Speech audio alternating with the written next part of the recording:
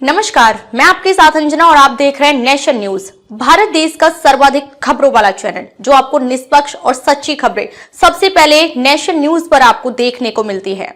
आइए बढ़ते हैं आज की बड़ी खबर की ओर। देवघर बाबा मंदिर में शिवलिंग से छेड़छाड़ मामले में बवाल। बाबा वैद्यनाथ धाम से बड़ी खबर सामने आ रही है, जहां मंदिर के गर्भगृह में शिवलिंग से छेड़छाड़ की बातें सामने आई हैं। दरअसल शिवलिंग के चारों ओर जलहरी में कुछ केमिकल लगा हुआ फोटो और वीडियो वायरल हो रहा है, जिसमें मंदिर के पुरोहित शिवलिंग से छेड़छाड़ का आरोप लगा रहे हैं। पुरोहितों का कहना है कि यह अनैतिक कार्य किया गया है। इसकी सूचना न तो सरदार पंडा को है और न ही श्राइन बोर्ड को और न ही दुमका कमिश्नरी और कलेक्टर को है।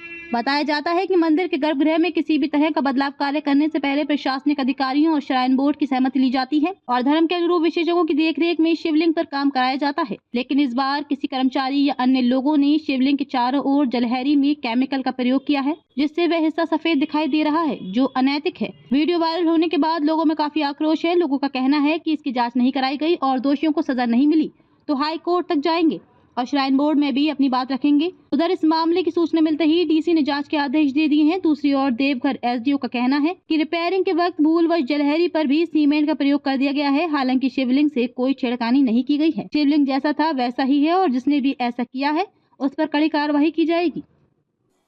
अब तक के लिए बस इतना ही। फिर मिलते हैं कैसी ही बड़ी खबर के साथ। तब तक के लिए नमस्कार और देखते रहिए नेशन न्यूज। ताजा अपडेट के लिए हमारे YouTube चैनल व Facebook पेज को लाइक सब्सक्राइब जरूर करें। धन्यवाद।